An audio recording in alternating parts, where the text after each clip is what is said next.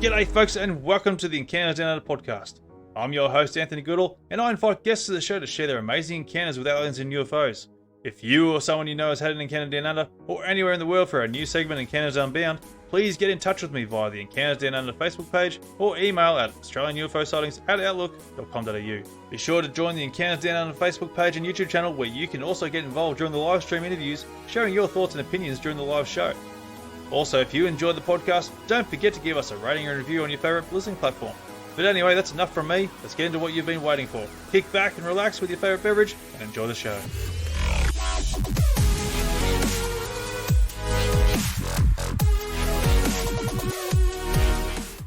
This episode is available to view on our YouTube channel, so be sure to like and subscribe to the channel and leave a comment with your thoughts on the episode.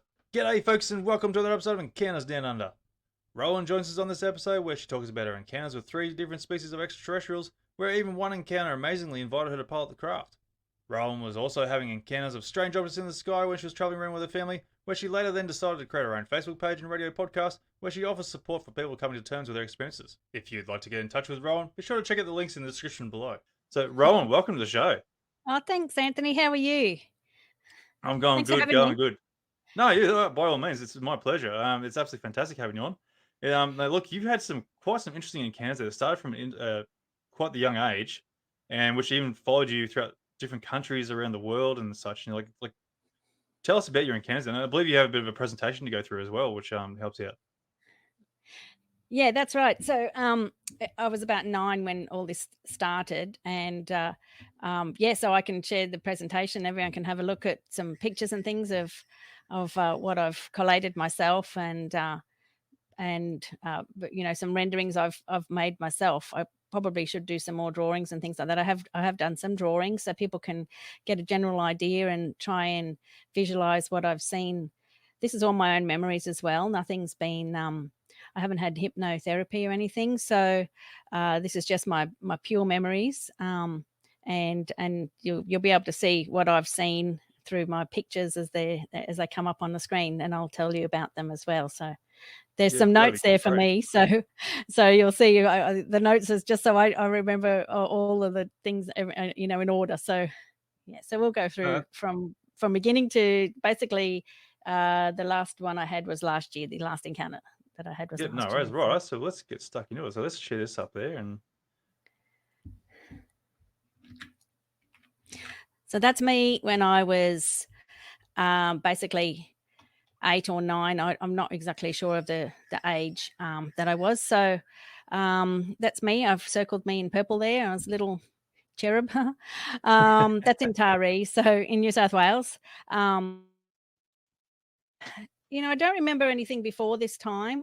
My first memory was when I was 6 weeks old. So I've actually confirmed that with my parents anyway. So maybe I've got like a memory that I can remember far back in my lifetime. We came over from the UK. I was born over there, and we flew on an aeroplane when I was 6 weeks old, and I remember that journey. So I was able to confirm that what happened with my parents and things like that. So these memories of mine, are quite distinct about these beings that were coming into my room when I was 8 or 9 in Taree. And they're small, dark creatures, relatively stocky wearing a hood. So it probably happened, I'm going to say about a month's work. Maybe it's so hard for me to remember exactly how long this went on for. So it was a regular occurrence, and it was really scary for me. I had to go to school afterwards, of course, in the next day, and this seemed to happen it seemed to take all the whole night, was these encounters. So what would happen, I sort of knew before the encounter would happen so maybe I got a feeling, or maybe there was sleep paralysis. I don't remember exactly what prompted me to know something was going to happen, but when these creatures came into the room, there was probably between like 2 and 3, or maybe 4. I can't remember exactly how many, and I don't remember if they actually spoke to me, but they just showed me all sorts of. There were 3 things that they showed. One of them was blocked out because I just had to get on with life, and they were so terrifying. I had to learn to compartmentalize what was going on in my life. But what would happen was the room would spin this I would be lying on my bed like this, and then the room would spin around and round and round my bed. Terrifying. And other things that were happening was like lots of lights, and also time would distort. So things would go very fast or very, very slow. So that was sort of messing around with time and space around me. And I guess they were just showing me from, without actually knowing that maybe reality didn't exist in the way we thought that they would. So I had to try to forget about it. Obviously you can't forget about these things, but when I started to investigate these weird random things that were happening in my life, this was the very last thing I added in last year when I started to investigate all of my experiences and pull them out of the box, so to speak, and have a close look at them, because I pushed everything so far back into my mind. These were my memories, but I couldn't. How no one spoke about this stuff. I didn't know how to deal with it. There was no help. There was no groups that I found. So I basically had to look at all these experiences, and this particular experience when I was young was the very last thing that I actually looked at and thought, well, this is not human. I better put this in with the weird and wonderful ET box. So the only way this actually stopped these experiences was I noticed that when I went into my sister's bedroom, my sister sitting next to me there, Heather, she does recall something from this time period as well. But the only way that these experiences were stopped was because I asked my parents to put me in to my sister's bedroom, and I slept in there in a bunk. So um, I did notice that they weren't happening when I stayed in my sister's bedroom, and so I thought, well, that's one way to get rid of them, and so these experiences did stop then. And when my mum bought the book Where the Wild Things Are, that I've actually got that on the next slide. I'll show you. So you can see how similar these creatures are to the book Where the Wild Things Are. So Yeah, that's scary. that one's from communion, and I thought that this book my mum bought was a guidebook. Oh, goody! Now some people are finally talking about this stuff. I can actually learn about what was happening in my life. But my parents didn't accept that there was anything happening. It was always like, oh, you had a bad dream. But this wasn't these weren't dreams, and that's taken from communion. Someone only told me like a couple of months ago that that those creatures were even other people had experienced them too, and I actually think Peter Curry had experienced them as well. So he and I both Yeah. went to Cardwell, as you did too, Anthony, Yep. and we both had that on our image to show people what we'd experienced. It. And another lady actually came up to me at Cardwell, and she said she's seen those things too. So I only know a Oh few wow. people in the world that have actually had these little creatures come into their room. So, of course, I couldn't get through the book Where the Wild Things Are when mum was reading it to us. I was like, oh, here's a lovely children's story. No, it was not lovely at all. It was terrifying, and I'd be screaming halfway through, and mum would have to send me to bed into the room that these things happened at. So Oh no. yeah. Anyway, so like I had to get on with life and things like that. So, um, when the next event that would happen was when I was I was 17 there in that left hand photo there. So in that particular photo, I was pregnant. First boyfriend. Unfortunately, we didn't. I didn't know much about protection, so I got on the pill straight afterwards. But I actually found out I was pregnant, and what this is another thing that I had to add in to my weird and wonderful this ain't right box, that I'd stored in the back of my brain for I'm 50 now, so I had all this started to come back to me only last year. Um, and I had to sort of reevaluate my whole life, and my whole life's changed since then. And I never really spoke about it. People throughout my life that I've disclosed to now, they were like, "Oh yeah, I remember you said something way back then." So people knew that I had seen things and weird things happen. But when I actually put everything together in one big, like laid it out all on the table with myself, if you can know what I mean, I realized that I had so many weird and wonderful experiences, and I've only been talking about this year to people. So I've never really spoken about it to anybody. Occasionally, I'd tell some people some things, but when I laid out the whole range of what had happened to me, I realized that actually I've got quite significant experiences. So what happened was when I was this is 1990, and when I was 16, so 17, should I say? My boyfriend and I got pregnant. He organised to go to Sydney. That's not my boyfriend there. That's his friend that we stayed with. His name is Dean. I think he was a policeman actually. So he that's the day after I got the abortion. So in that left-hand one there, I was pregnant. I was so embarrassed that I thought I was showing, because I was nearly 3 months pregnant, because that's how long it took to kind of organise an abortion clinic. I was only young. I didn't want to have babies then, you know. Yep. And anyway, so when we went down to Sydney, in the abortion clinic, they gave you like a twilight. It's called a twilight anesthetic. You basically don't. It's not a full anesthetic, but you don't remember anything, sort of thing. And anyway, so when I sort of in the recovery room, the nurse said to me, "Oh, by the way, there was no fetus in there." And I thought, "Oh, how ridiculous! I'm only 17. I didn't know anything about, you know, what size things were." So I assumed that it would just be a tiny speck, and that they'd just missed it. So I was like, I just wrote it off. But then what happened a few years later, I'd actually broken up with a different boyfriend, and I found myself pregnant again. And so I took myself off to Tari Hospital, or one of the doctors, and they wouldn't do an abortion, I've realized, without an ultrasound. So, but again, this nurse came up to me and said there was no fetus in there again. And again, I just pushed it in the back of my mind going, well, obviously you guys are incompetent, you know. But then I started to realize this isn't right, you know, but babies don't go missing, sort of thing. So I actually like the idea that maybe ET's got my babies rather than, you know, the alternative, if you know what I mean. Yeah. So It's not the first time I've actually heard about that either. Like, I think Jane Pulley was another one who's sort of had that experiences there where, she's had fetuses gone missing there, and she's also talked to other women who had the same thing. So yeah, it's and like the doctors are coming with excuses going, "Oh, your body's absorbed it," or something like that. It's like your that's body right. just No, doesn't go and absorb no, a it doesn't. fetus. And the other thing It's is going to come that. out either way. And the other thing, well, I know another lady, Glenys Mackay, who used to run MUFON. She's in her 80s now. When she was 7 months pregnant one day, and then the next day she woke up not pregnant. So this does happen.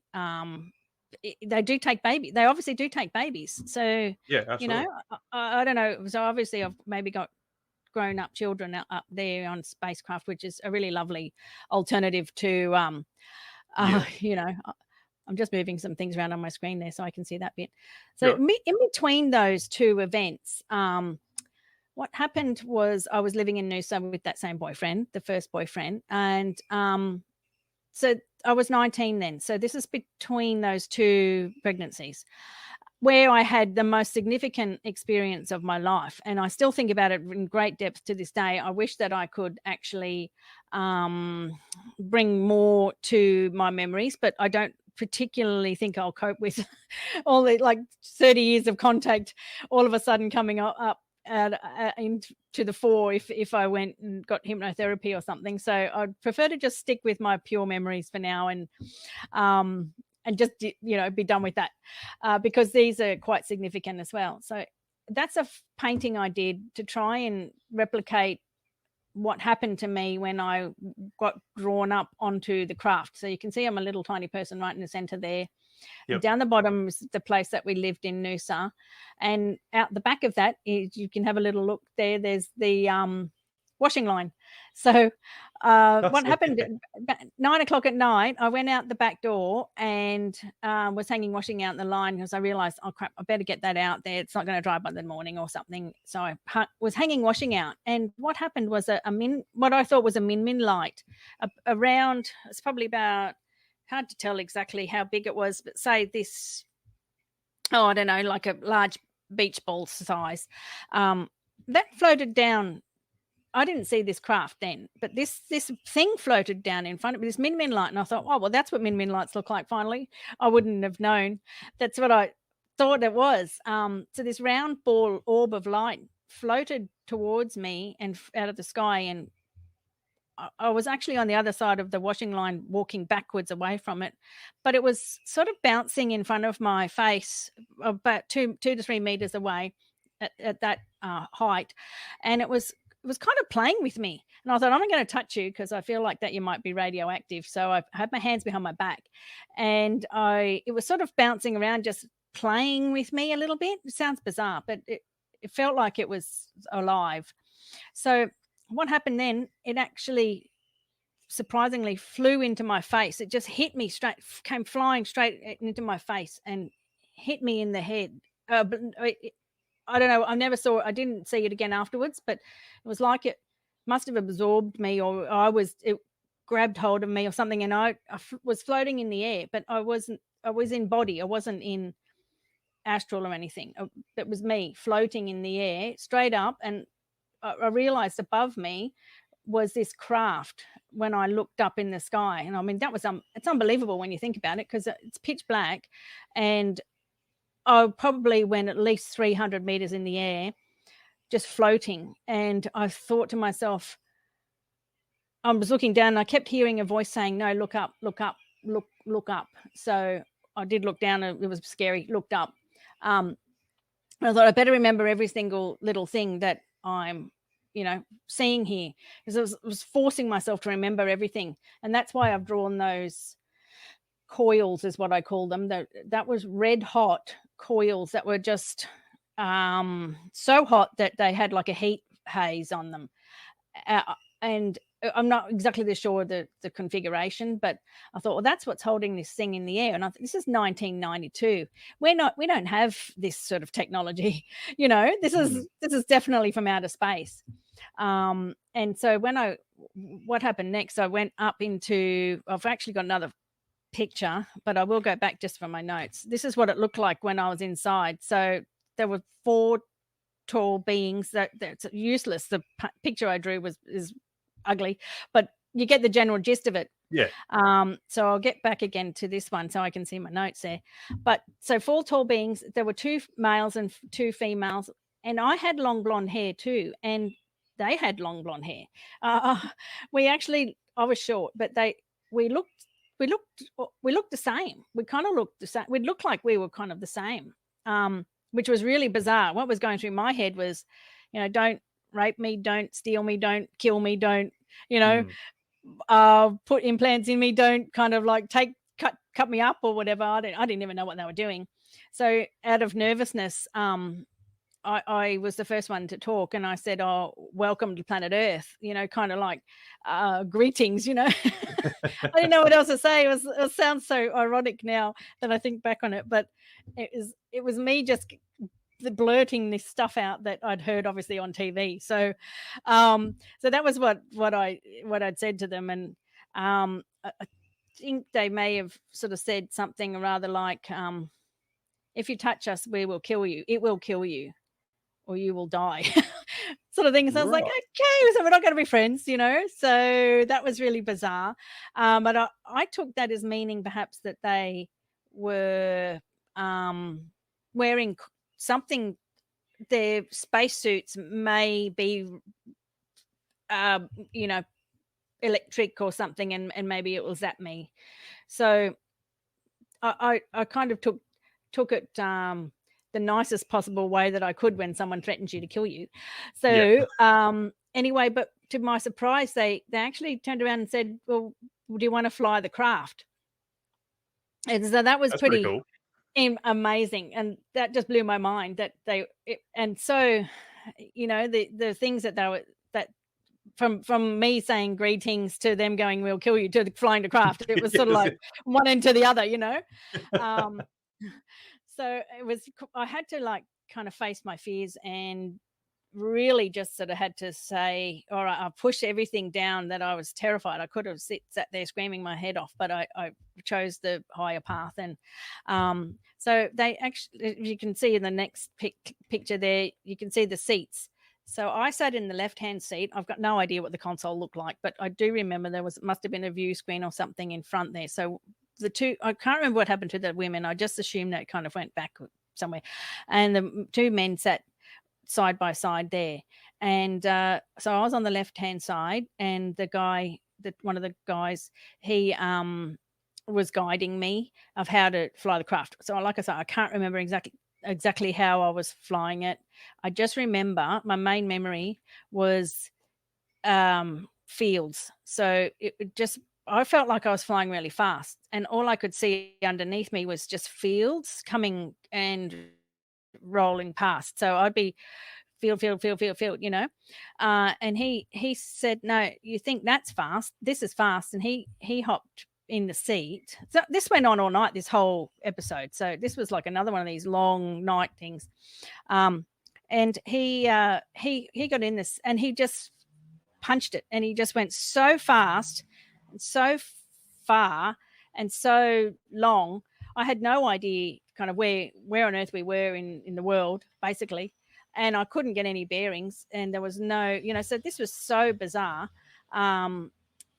And I started to get really scared, actually, because I thought, well, you know what, I've got to get back to work, and I've got to kind of get, my, what if they do steal me? Where am I going, kind of thing. So I started to get quite panicky.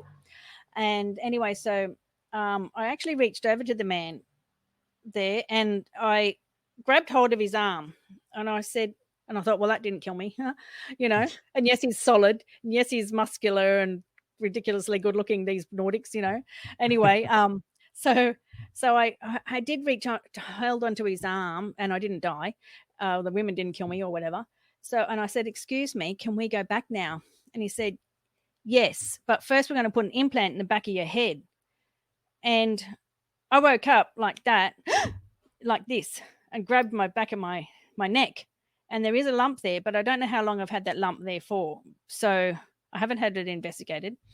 But I do seem to remember a couple of things that they told me. Like, I'd asked them, where are you guys from? And they said, I don't know the timeline exactly when I asked them. And they said, we're travelers. That was it. And I kind of got the feeling that they were like from the Swedish area or something. And I thought, that I wish that they'd told me where they were actually from, but they said they're travelers. That was the exact terminology they used. And then I also remember them saying, we will see you again, or something like that. Like, and I took that as being the next day. So I spent the whole day looking at, from my shop, counter, looking for these 4 people to turn up again to say, oh, hi, you remember we saw you last night. I mean, if this was a dream, As you would. Why would you do that? You wouldn't be doing that sort of thing. But the interesting thing was this was, like I said, this took all night basically. And when I woke up, it was already morning time, and I hopped up and had to go to work, and I hadn't slept basically, but yet I woke up in my bed. And what happened was I went upstairs to have breakfast, and I put the radio on, and there was a UFO reported that night. Well, that's so good. that blew my mind. And again, one of these things that, like, I had to just, but it was different to what I'd seen. It wasn't this weird sort of shape, like a bus shaped one. This was a green cylindrical UFO that was reported, like a fluorescent light. Anyway, this becomes significant, really, because I've seen that twice again. I never saw it that first time, but I've actually have seen it myself. So that's my lump there. So I don't know. I mean, it could be whatever it is, but because I feel like that I've been followed around the world. So you'll see through the other stories, and to different countries and different cities, and they find me whilst I'm like driving on highways and motorways, and I actually think they can hear my thoughts, and they actually show themselves when I sort of ask to see them in the sky and that now. So this is the next time that I had. Sorry, I just need one. Yeah. Just a quick question on that. You living alone then, or did you? No, I did have that boyfriend I can't remember. I never actually articulated what had happened to me. I didn't know how to. This is not a thing that you talk about. I just compartmentalized all these things. Yep. I So you're living didn't alone there, know. but, like, was the boyfriend there at the time there or, I can't remember. okay. I've tried to think back, but I sort of had, like I say, I didn't block these things, but so that's all my memories. What I've just told you, then I know what they look like. I know what the Yep. craft. I know what the seat looked like, which is interesting because I have seen these bucket kind of swivel seats before. Oh, sorry, when I'm saying that, I mean on other people's reports. People often report these swivel seats, and I thought that was a really bizarre thing at the time that it was a swivel seat. That's my most solid memory, that it was definitely like a white swivel seat or something, Yep. which I thought that's very human tech. But anyway, so yeah, wish That's that right, 'cause the people. question I was asking, like, regarding that was just in case, like, did he notice that you were missing or anything like that? Like, any No, questions like, "What I happened to you don't. last night?" sort of thing? No idea. I wish. Yeah. I'm not going to contact him or anything like that. But No, that's alright, that's fine. yeah, he probably wouldn't remember anyway. And that's unfortunately because I've left it so long for me to chase this stuff up. People don't remember anything anyway. Yeah. But what happened when I was over in, my dad took me over to England and Scotland because, like I said, I was born over there. So Dad took me over when I had my 21st over there. And so what happened was we went from Southend-on-Sea all the way up to Arbroath. That's where my dad's Scottish. Yep. And we drove that whole way. It sounds like a long way, all the way from, England to Scotland in one night, but it's actually only 8 hours. And we did stop one of the times there too. Well, what happened was on the drive, I was sitting in the back seat. My younger brother was in the front seat, passenger seat, and Dad was driving. And I've got that photo there of see the lights on fog, or the lights reflected from fog. I found that on Facebook, and it's a Facebook image, so I can't like copyright it. I'm just saying this is what I took. Yep. I've actually saved this because I thought this is exactly what I saw. So we were driving for hours and hours, and that was right above the car. It was lights rotating one way, and then in the center, lights rotating the other way, and also pulsating in and out like this, but right above the car. And it was following us in the exact, trajectory, I guess, Okay. for hours. And I was rolling the window down saying, is this, lights reflected on our hubcap? Is it coming from somewhere in the car? It's up in the sky, thinking it's rotating around like this, but the other one's rotating and then pulsating in and out. So it just blew my mind. I was like, what is this? And it didn't even occur to me it was a UFO. It really seriously didn't, because I never really kind of pieced all this together. It sounds bizarre, but I never really did. And I didn't know what I was looking at. And it was above the trees, and it was just following us. That's the whole story. Really, there's nothing else, but this is what I mean. Like, these things happen. So do I have an implant? What's going on? What is going on? I don't really know.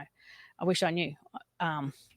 So the next time I saw a really weird thing was when, remember that cylindrical UFO? So we were actually, I traveled when I was 24, and I was went to Africa I did a whole round the world trip sort of thing, because my parents were travelers. We all traveled in our family. So we were staying on the Zambezi River on a canoe trip, and that, when I actually Googled that, I found something very similar, and it looks like a similar kind of camping experience on a canoe trip.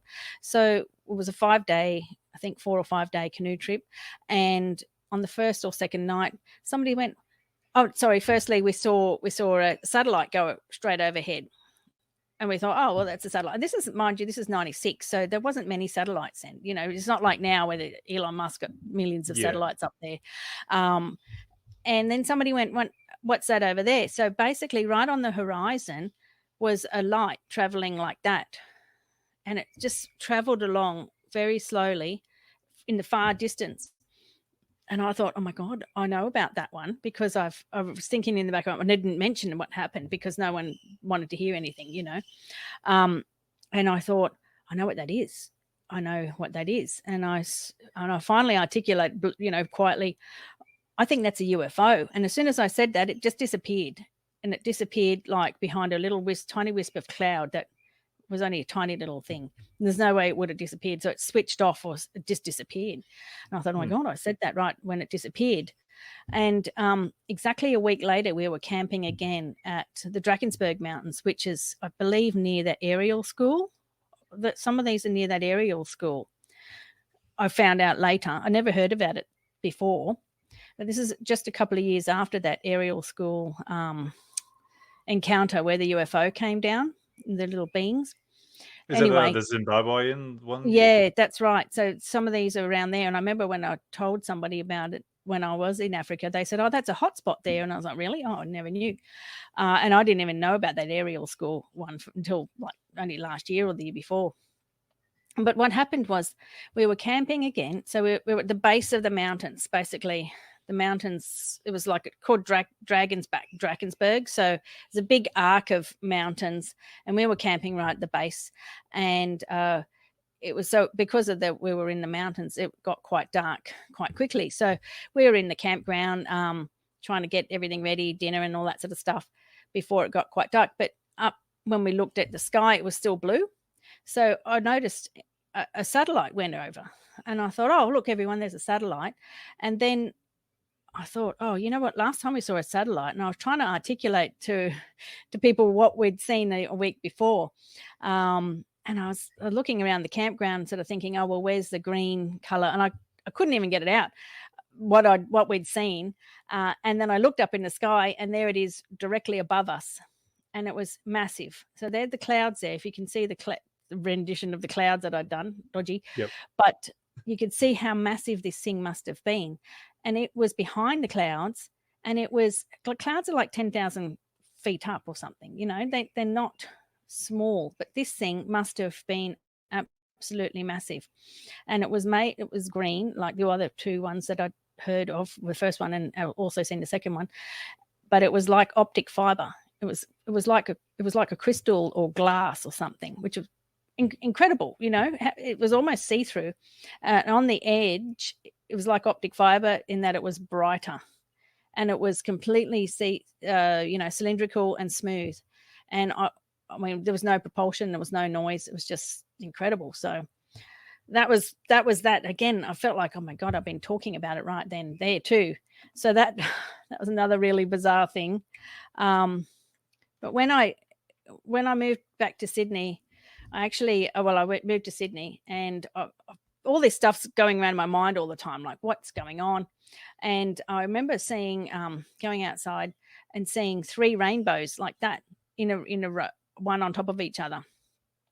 And it made me start thinking, oh God, what did I see all the other times and things, and what's going on? Did I imagine it? No one talks about it. No, I definitely didn't imagine it. You know, these things must be real. So I actually saw a little blue, what I thought was a balloon floating in the sky.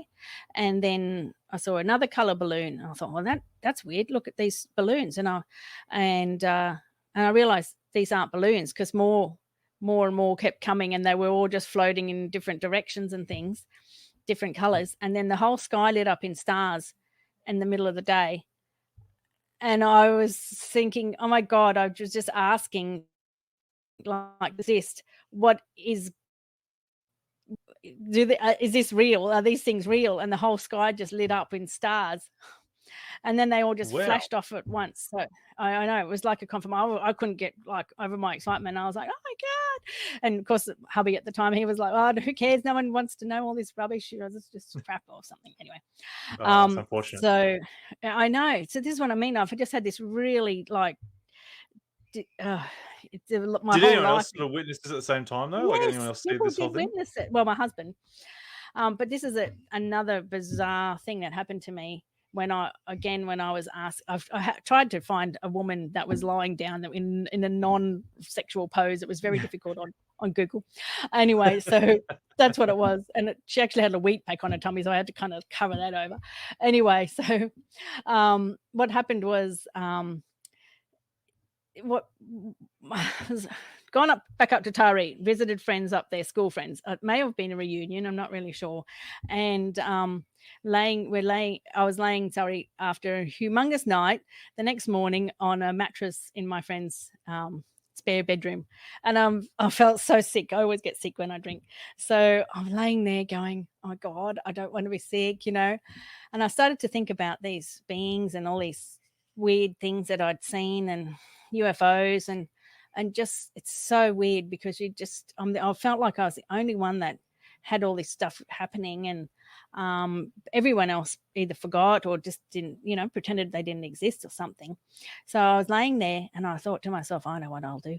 I'll ask these guys, if whoever they are, if they really exist, they'll come down here right this very second in time and heal me, and then I have no other choice but to believe that they're real. And I kind of gave them an ultimatum, and instantly the room started to buzz like a buzzing bee noise. It was bzzz, and it was so loud, and so the vibration just was rocking the whole room, and it was coming out of my stomach, this vibration, and it was like a ripple effect, and it was like some sort of big major energy healing of this buzzing and the whole room world or whatever it was rocking with this, vibrational waves.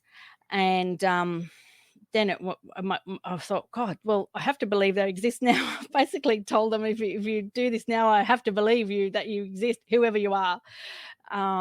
So that was so weird. And I thought, finally I got some confirmation. Not like, I ran out from my friend and I said, oh my God, did you just hear that noise? And did you just see that thing that happened? And they're like, no, nothing's happened down here.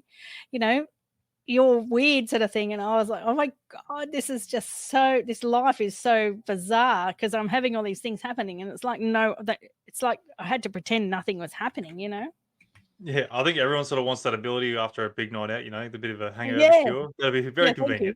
convenient. Don't worry, I've asked them again. They never did it again. So, Ah, so these are these weird recurring dreams that I had.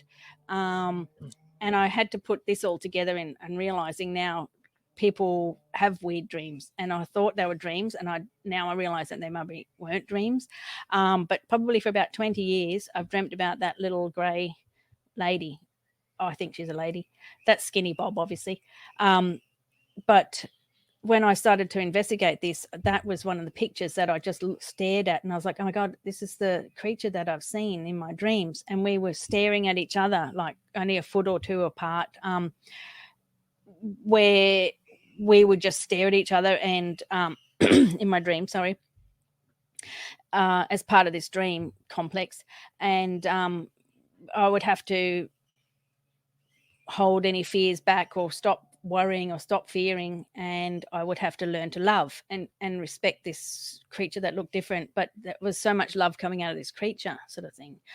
But what would happen at the beginning of each dream, I would sort of I'd find myself awake in an industrial area or something, like, industrial areas where they have, like, right at the back, it's fenced off, it's gravelly, there's no lights, and there's a bunch of other people there, and I'm standing there, and I'm actually pinching myself to make sure I'm awake. I'm like, yes, finally I'm awake when I see a UFO. And I didn't even heard of triangular UFOs, but I'd seen them in my dreams. And this triangular black UFO would just be right up in the sky and just come straight down on top of us, and people would be screaming, but I knew we wouldn't get hurt. It wasn't going to land on us or squash us. And I was sort of like the ringleader going, it's fine, don't worry, everyone get on board, don't worry, it's all good, there's nothing to fear. And that's the whole repeating dream year after year. And again, when I dream these things, there would be reports about UFOs or something was seen. So I would, in the back of my mind, I'm like, oh my God, this is actually not dream, because it was getting confirmed again with like reports of UFOs and things. So this little grey being would teach me how to love somehow and not to be afraid. So I'd wander around the craft. I don't know. But I'd wake up in my bed again and go, oh, well, mustn't have been a dream. But then I realized now it probably could have been a dream, you know. Were So the people there you had around you were like they're the same faces you're familiar with, like with the well, I recurring remember there was experience there? one doctor I used to work with. I remember seeing him in my dream. And the next day we were staring at each other, but no one said anything. I'm too scared to actually ask him if he ever was in that dream. He might not remember. I'll probably look like an idiot then. So I never said anything to him. But last year on the 13th of February, I felt like it's time to wake up. And I got told it's time to wake up. I got 3 taps on the foot and get my camera and go outside, and there'll be a UFO out there. So I hopped up. It was like 4 or 5 in the morning, and I took that series of photos there where a UFO was like click, click, click. That's how fast this thing was going, and it basically went across the sky. So I was able to get some photos, and I reported it to MUFON. And I thought, oh yeah, there you go. I've seen this, and he asked what I'd seen, and went through the thing, and then I was like, oh, by the way, I've seen a couple of other things, and he's like, what? And I explained a couple of things. And he's like, what else? And explained some more things, and I ended up like putting in 16 files or something. He submitted 16 files on my behalf, and I started to think, oh God, really? Is this really real? So a couple of weeks after that, a UFO came flying across my car in daylight, driving on the Logan motorway. I was doing 100 kilometers an hour, and this thing came flying across my car. Basically, it was like a flattened triangular thing, and it was flashing really brilliant white and really dark black kind of thing. And it was just on, off, and it was like a frisbee direction. And I thought, I'm doing 100 kilometers an hour, and this thing came from the other side and flew across my car above this tree line. I nearly had an accident trying to find where this thing went behind the trees. I didn't see it after that. It was probably about 2 to 3 meters wide in the daylight. And I thought, oh my God, do I have an implant? Is this what is going on? Again, one of these doesn't make sense sort of thing. But I also got a lot of downloads from whatever was kind of making contact with me again too. So I'd have like a lot of dreams. I'd go outside, I'd see flashing, repeating lights and flashings, and I do that now to this day. I can go outside and I can go, hi guys, are you up there? And in my heart, and they float along and they come past, and I don't even know, so many, or I can't even keep track of. I don't even bother keeping track anymore of these lights and things that I see. But in May last year, this is the last actual kind of experience that I had, was I did actually get sleep paralysis, because I was laying there and I thought, I can't move. Is this what sleep paralysis is like? And so it was the night before the first CE5 group meeting that I wanted to go to. So this is me kind of coming out. I'll come out of the closet, everyone, UFO girl here. Freaked everyone out. No one, my whole family still can't get their head around it sort of thing. I've actually broken up with my husband because he just couldn't cope with it. And really, this is my life now, it's been going on a long time, and it's been really difficult. So, but anyway, sorry. Yeah. So what happened though this night, was 2 greys were looking over me, one taller and one shorter. And they're like, what's wrong with her? Why is she freaking out? And I'm freaking out, because I was like, oh my God, these things actually exist, even though I've seen them for 40 years, still 40 or 50 years. It's still like this weird world that I'm living in at the moment, where I still question, do these things exist, even though I've seen so many things. And anyway, so I don't know what happened. Something happened between, like, they blocked my memory, probably again from all these other times that my memory's probably been blocked, and I don't really want to know what they really did. But 40 minutes went past from me, with the time when I did sort of fall asleep, if you want to call it that, to rousing again, whatever that was. But I was awake the whole time, if that makes sense. And I actually thought I couldn't breathe at one point, and I was saying to them, um, uh, what did I say? I need to move my arm. And they're like, no, you need to stay still. And I'm like, no, I need to move my arm, because I wanted to just unblock whatever it was that was in. I thought the pillow was in front of my face. Maybe they were moving me. I don't know what they were doing, you know. And they said, well, how can we help you? And I said, I just need to move my arm. Oops, sorry, like that. And I actually woke up or came to, or whatever it was, in exactly the same position as that sort of thing. After I'd done, I thought, well, the pillow wasn't there, but somehow I can breathe or something. So yeah, it was really, I think that's basically the last thing that's happened, apart from, that's just another thing that I wrote. So that's basically, apart from me seeing these things all the time in the sky, like lights and flashes, and, you know, and bizarre ones, like sometimes in the dark sky, I'm looking and I can just see things coming out of this, like a portal or going into a portal. One night, this is only in Brisbane too. I mean, it's nowhere dramatically different. One night I remember seeing all these lights going into one area of the sky, and then a jet from Amberley just came roaring from one side of the sky all the way through that spot, and out the other side.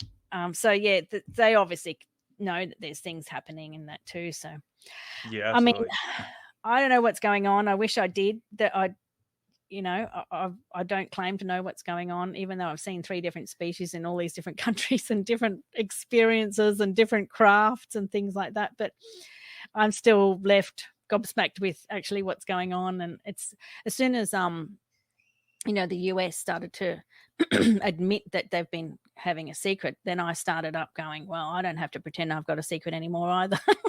Yeah, I think it's sort of made a lot of people start coming forward now too, which is great, because Yeah. obviously the reality is there that these things exist in our airspaces and such. You know, it's one of those things, like, it's well overdue, to be honest. They should have been well and truly open with us from day dot. But Yeah. obviously they got their own agendas and stuff like that. So but you can go on for ages there whinging and complaining, but it's not going to achieve anything, unfortunately. And I mean, we've got so many different kinds, obviously, and Yeah. I don't feel like that they're doing me bad or wrong, even though maybe they're a bit scary and things like that, and I still don't know what's going on. I don't feel like that they are really bad, No, which that's is cool. good. Yeah. So, like, what's sort of like your conclusion of the whole thing? Like, obviously, yeah, you've had all these different experiences there. Like, do you have like some sort of like overly idea conclusion of the whole experiences? Well, my only thoughts is that I think that they're helping with spirituality and just trying to make us wake up, like a little, I suppose, with our gifts. So if you want to call it that, psychic, spirituality, connection, learning about our energy bodies, I think. Yeah. They actually told me to do a meditation course, so I did that. I kind of get downloads from them and things, or at least some guidance and advice. And I just Yeah. feel like that I'm hopefully helping other people just to come, to their own,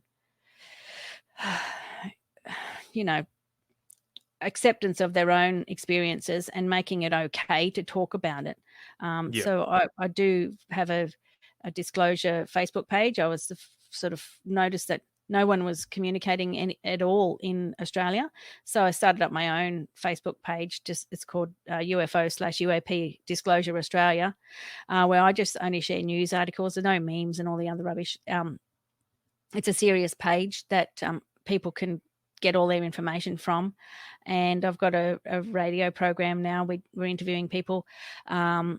So that's just normalizing the situation to the public. I think that's the most important thing that we've got to do right now. So it's a bit of a responsibility just to, the stigma, and normalize everything. Something is here. Something is helping us, I suppose. Maybe there's other things that aren't helping us, but some things are helping us, I think. Yeah, and at absolutely. There's least they're definitely here works in the anyway. background.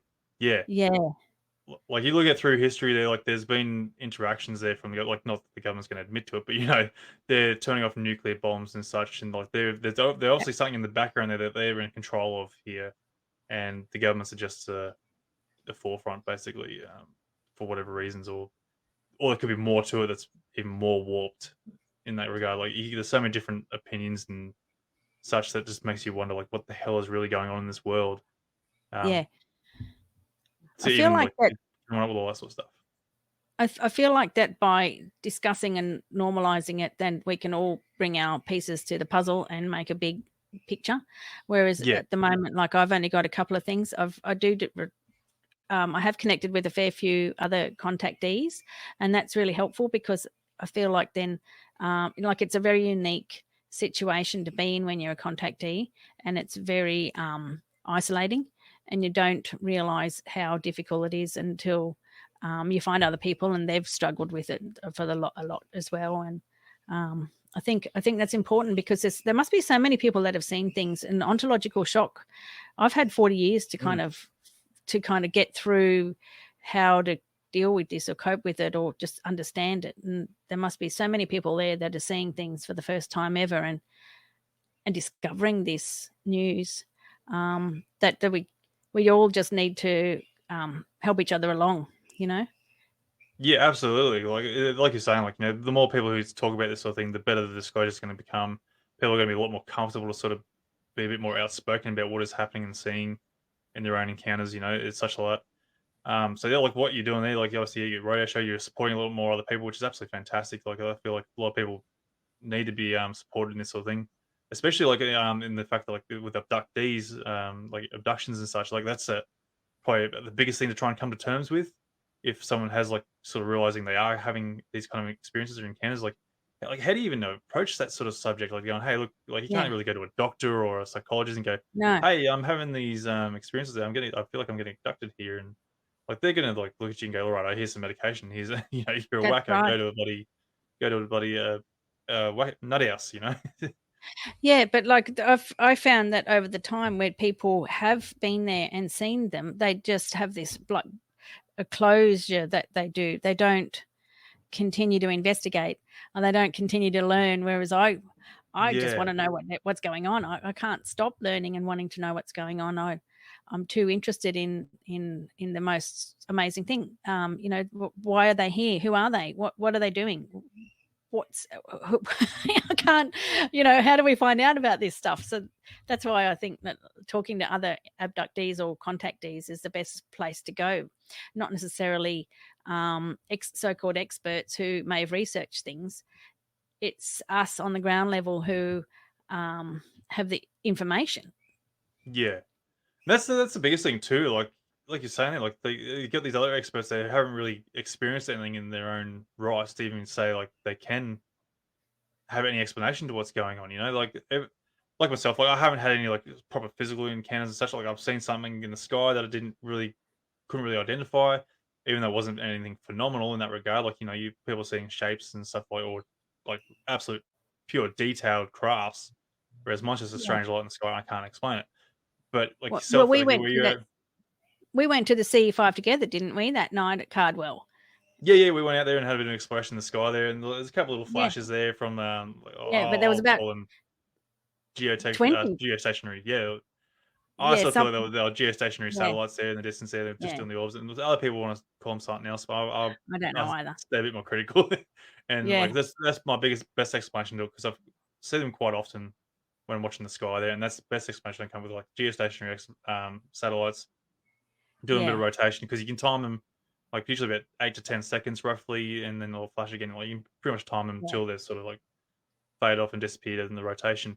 But like I Yeah. was saying, like like people like yourself there who've had these physical encounters there, like that you guys are the ones who should be back and beyond closed doors or even open doors. I Yeah. prefer open doors because then things are getting shared properly.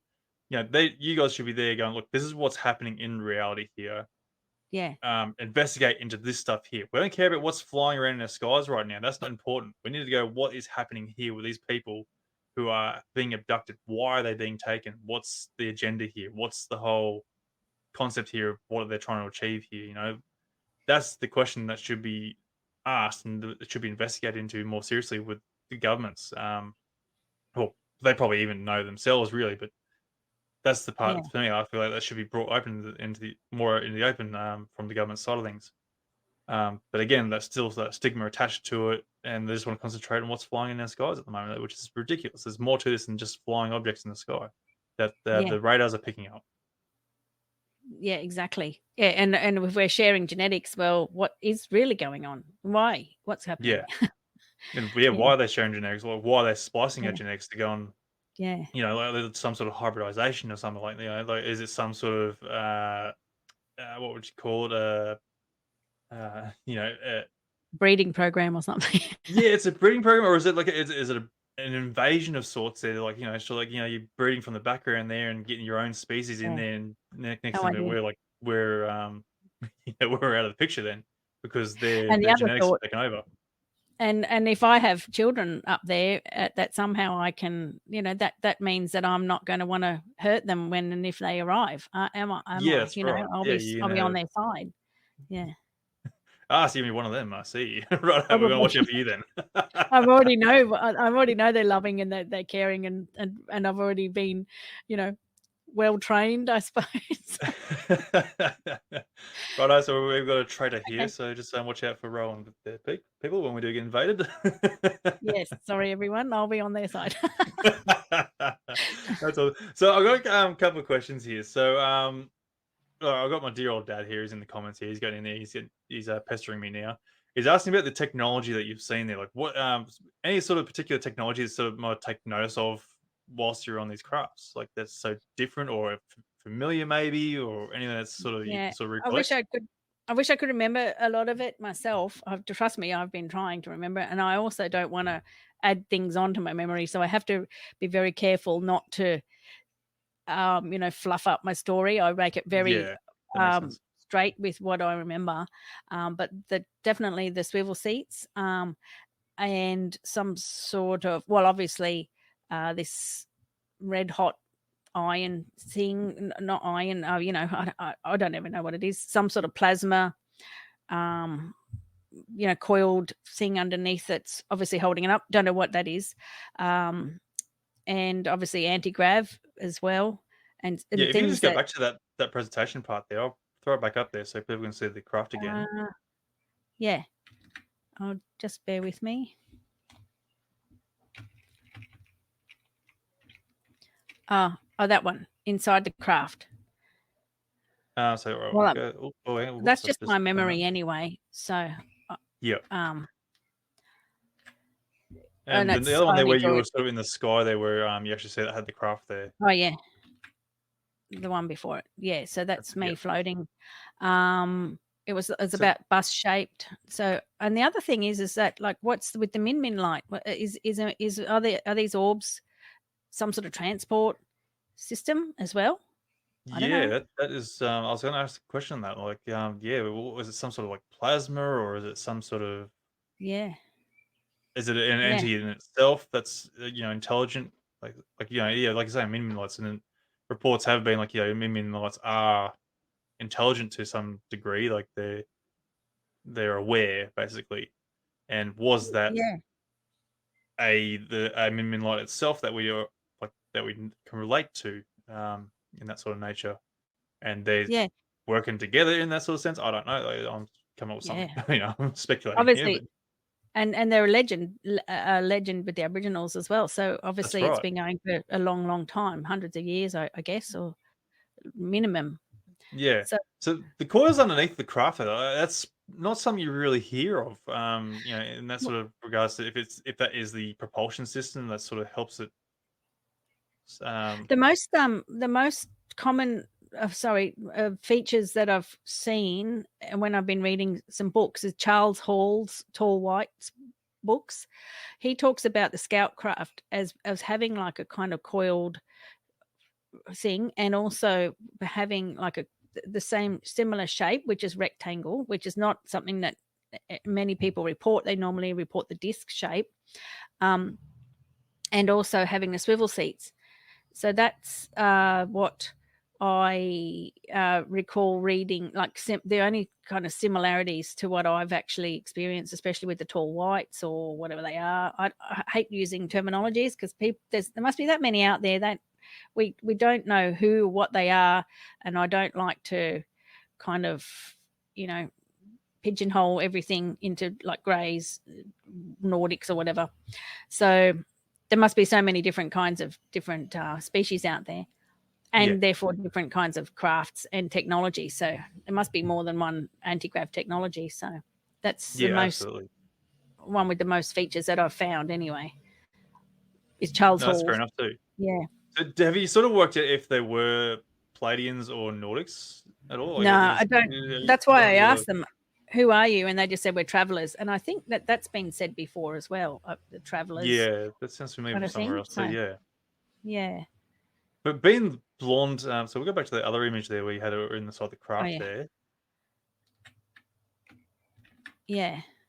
So I guess like the common features I think from Palladians, they're always blonde and very always been a Good very looking. attractive sort of attractive sort Sure of they being. are.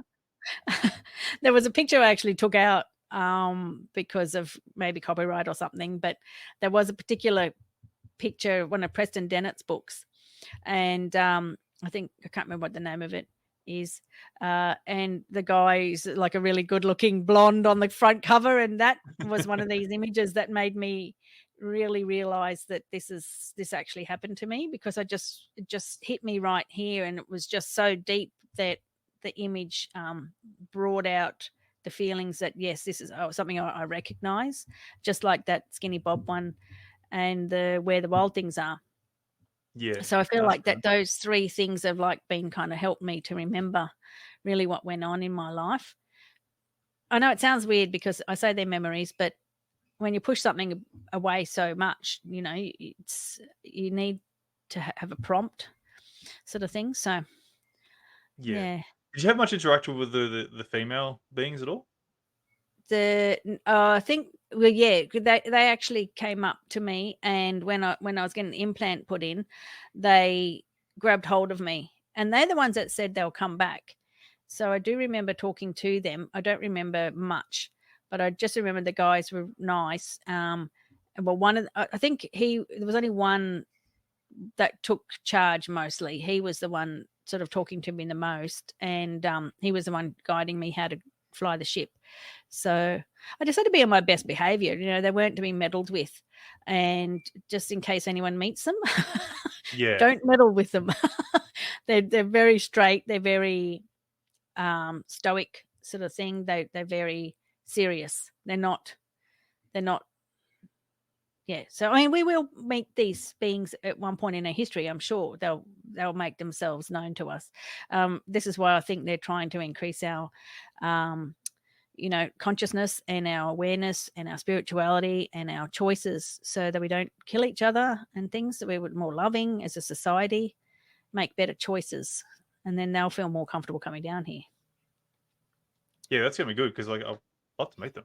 Yeah, me Really too. find out what they know. Where are my kids? I want to go back in space. Yeah, that's right. I want to fly the craft. Yeah, bloody hell! Oh, wouldn't that be great? Flying that, Yeah, jeez, that'd be absolutely yeah. brilliant. So I think you mentioned two um being species throughout the presentation, but I don't think you mentioned the third one. So we've got the little dark ones, we've got the greys, and we've got the Palladians. Oh, sorry, yes, you did. So the dark ones. Yeah, that's right. Yeah. So that would have been So scary. And do you sort of feel like that it might have been like a sort of a cult sort of?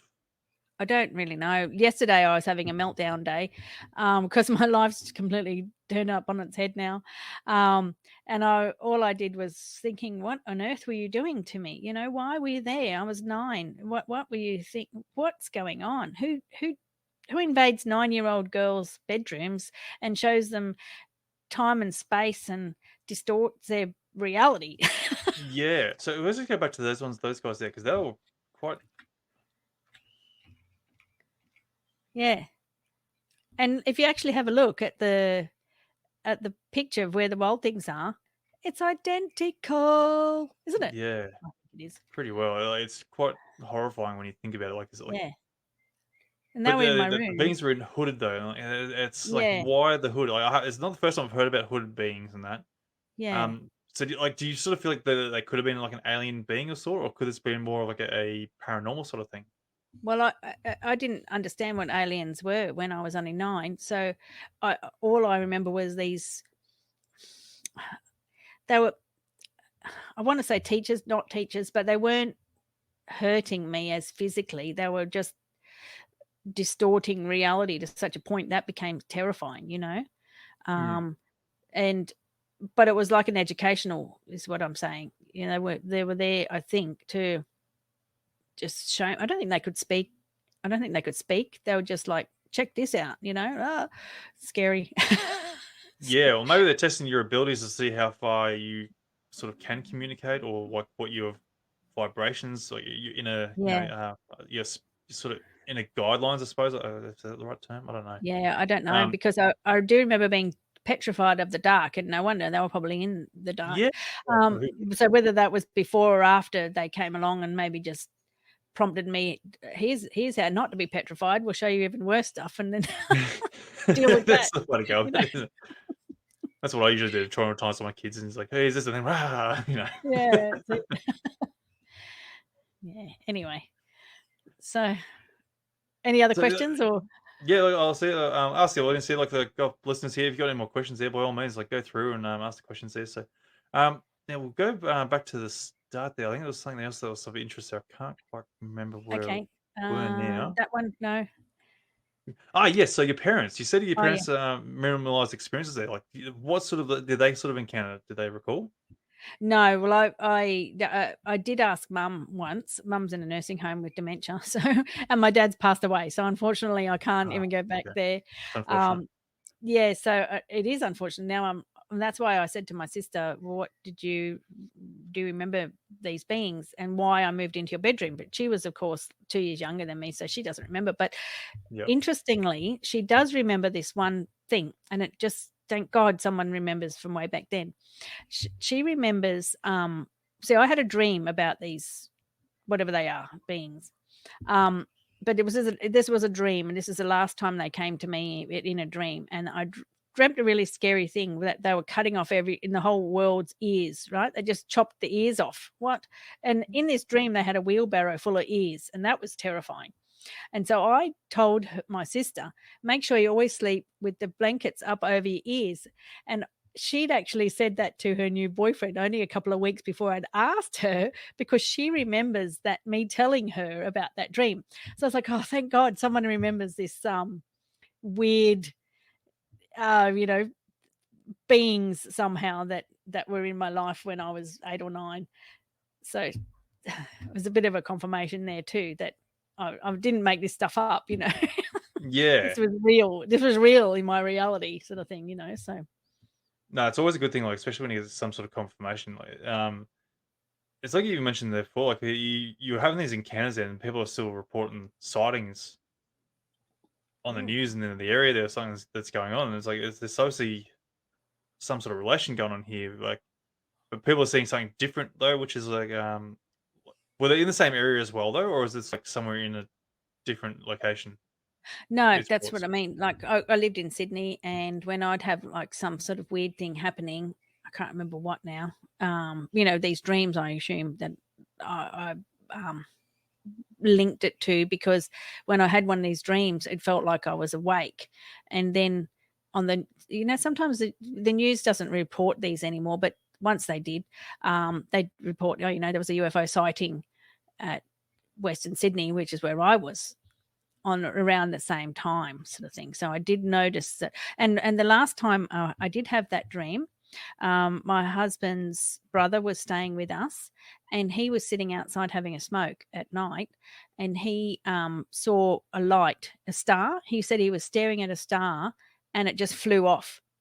And I was like, well, that's the same night that I had that dream. So again, that was one of these other confirmation sort of other sightings that somebody confirmed that what I must be real and not a dream, even though it felt like a dream.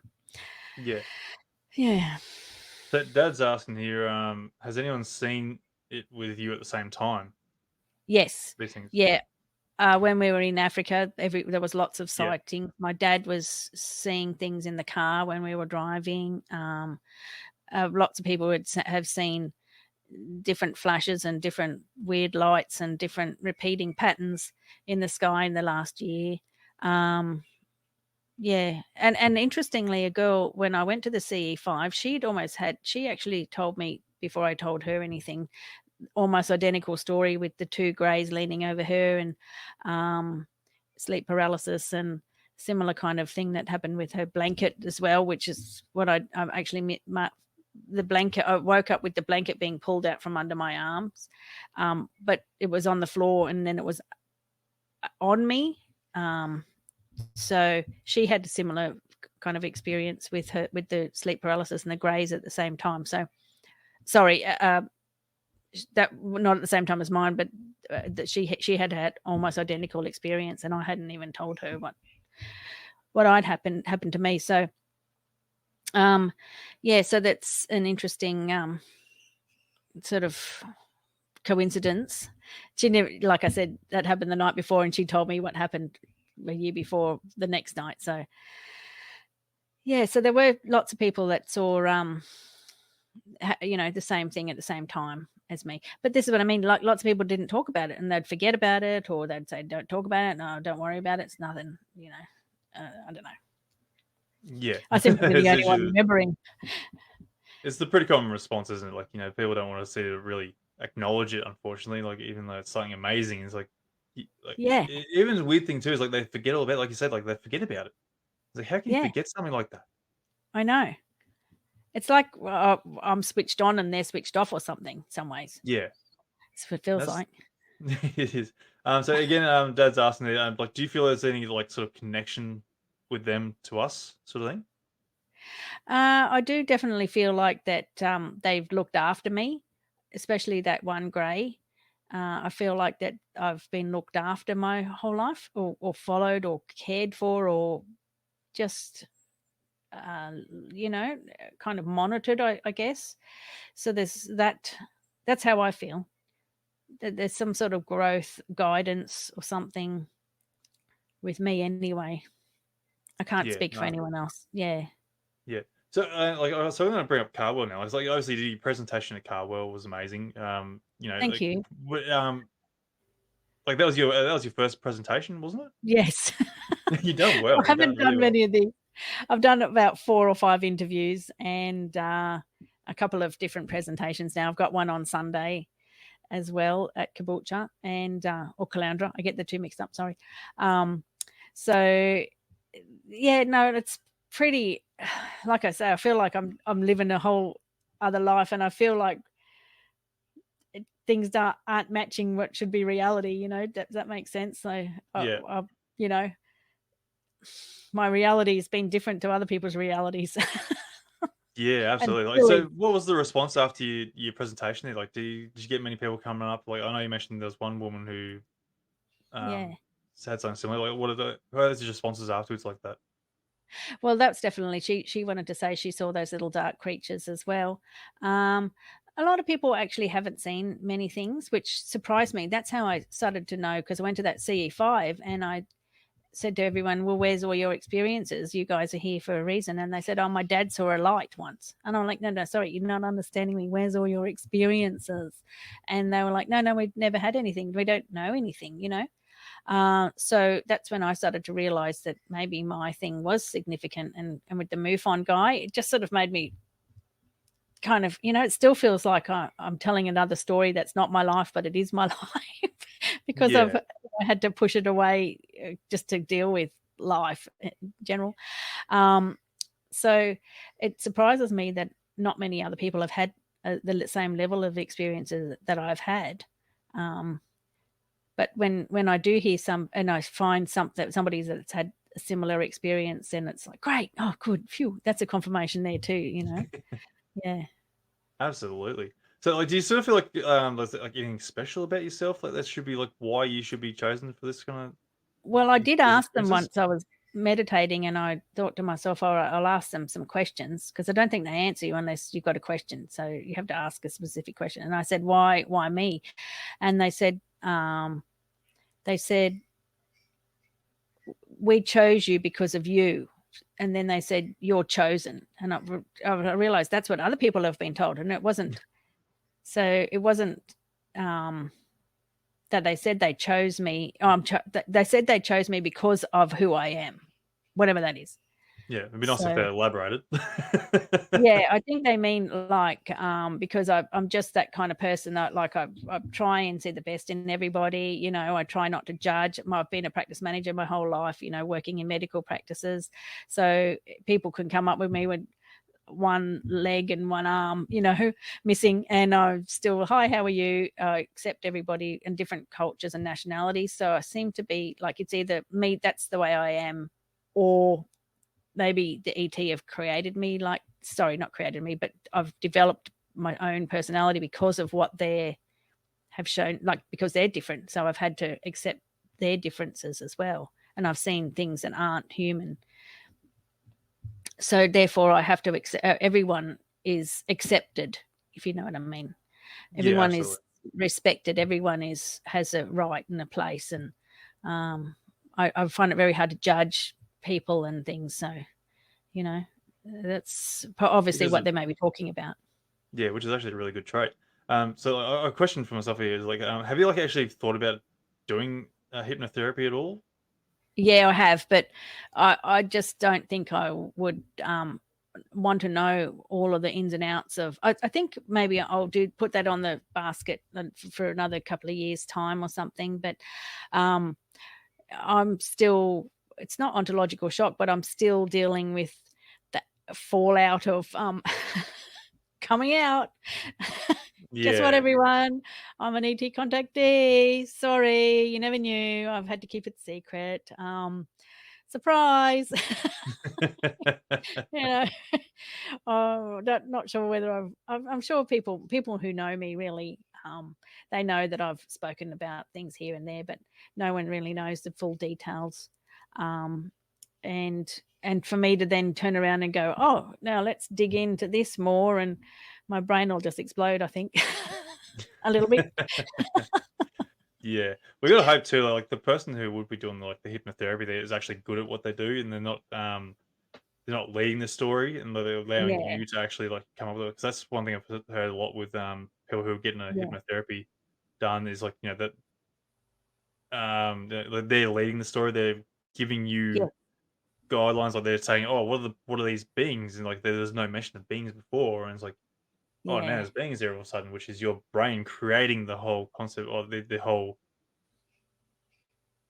encounter, basically, which warps the whole story then from your memory. Yeah, Uh, and I've been really careful about that myself. Like I've been very careful to not over elaborate and to just say the exact things that happened, you know. So, yeah, and I'm not really sure whether hypnotherapy works anyway, because I just don't know. But yeah, I think I'm safer to have just my own memories for now. And maybe one day I'll extend the information more, but for now I don't think I need any further information. that's fair enough too. No, that's cool. Yeah. That's fine. Like, because what you got there is that it's still amazing in itself. There, like the whole concept that you got to actually fly a bloody craft is that's the Yeah. coolest part of the whole damn thing. Like it's like everyone will be jealous now. Going, oh, I why know. can't we have a I crack at know. it? I'm waiting to maybe just get one from Roswell and come on everyone, come Yeah, on, we're jump on having a in. Let's party. go. Maybe I can use my consciousness and wake it up and fly Yeah. it with something, I don't know. Well, make Instead sure of you pick me up along the talking. way. Yeah, exactly. Pick up everyone. We'll wake them up. We'll wake the craft up. Apparently they're Bloody yeah. alive. Yeah. Yeah. So, another question here from Dad.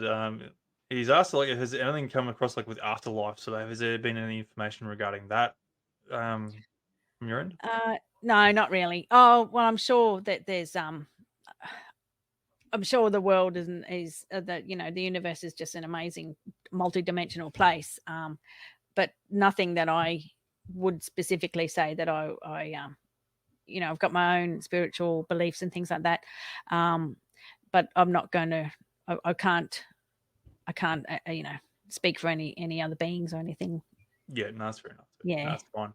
No, that's cool. Look, like I think we'll finish up there. There's no more other questions really, but like, that's absolutely amazing with your whole experience there. Scary couple ones there, which is like very frightening, especially for a 9-year-old child as such, you know. Yeah, And like the fact that you got to fly a craft is like yeah. cool. You know, it's No, you absolutely better than amazing. It's cool. like, yeah, oh, I like I wish it's I out of remembered this world. how to do it. I gotta now remember what on earth I did. So anyway, No, that's cool. And then like yeah, obviously like everything's sort of happening through your lifetime. Then like there's got to be some questions there that hopefully will get answered for you down yeah, the track here. And like you find what yeah. is so like I want to say like it's special. What is so important about you that's like, I don't know. gaining this sort of attention. Because Yeah, it seems like there's a bit of a recurring thing here where some people seem to be having these experiences there, and there's some sort of interest in these people. It's like, why is it something about your DNA, or is it yeah, something that's you that's so intriguing? Yeah. So it's yeah. again, I don't know it's either. absolutely amazing. It would be interesting to find out myself Yeah. Oh, somehow. yeah. Well, that's it. It is hoping that you do find out, and if you do find out, remember to come come and hit me and go, "Hey, I found out Yeah, why." I will do. So, that's Well, absolutely thank you amazing. for So, yeah, having me. again, thank you very much. Yeah. Where can people find you and listen to your radio show? It is 4EB Global Digital. I don't know the exact. Sorry. Uh, Yeah, we've lost you. Oh, how's everything going on the other I end there, better guys? find the Everything? exact. Oh, Oops, that's just me googling. Sorry. oh, you're right. 4eb.org.au. Right, It's cool. I'll called, go. I'll throw in the show notes there, and everyone can find it from there. yeah, And it's called UFO Radio. UFO So Radio, you can awesome. listen back. Yeah. That's cool. And All right. your the Facebook page as well, which is UFO Yeah. Disclosure. UFO/UAP Disclosure Australia. So join up and just see all the news. We've got a couple of awesome people that share lots of amazing things, evidence, and the hearings overseas, and you know, news articles and things like that on there. So yeah, That's awesome. thank Wonderful. you. No, look, Yeah, it's a pleasure having thanks you on for there, having me. and thank you again for coming on and telling your experiences. They're absolutely amazing there, and I hope everyone enjoys your experiences there in encounters and that, and hopefully we'll hear more from you in the future. Thank you. Thanks, Anthony. See No you, worries at all. everyone. Thank you very Bye. much. And that will do it, folks, for this episode. I hope you enjoyed the show, and don't forget, if you or someone you know has had an encounter, to please get in touch with me to be featured on the podcast. If you're a fan of the show, you can support the podcast by purchasing some awesome merchandise that's available on our online store via the link provided in the episode description. So thanks for tuning in, and I look forward to seeing you on the next Encounter Down Under. Hooroo!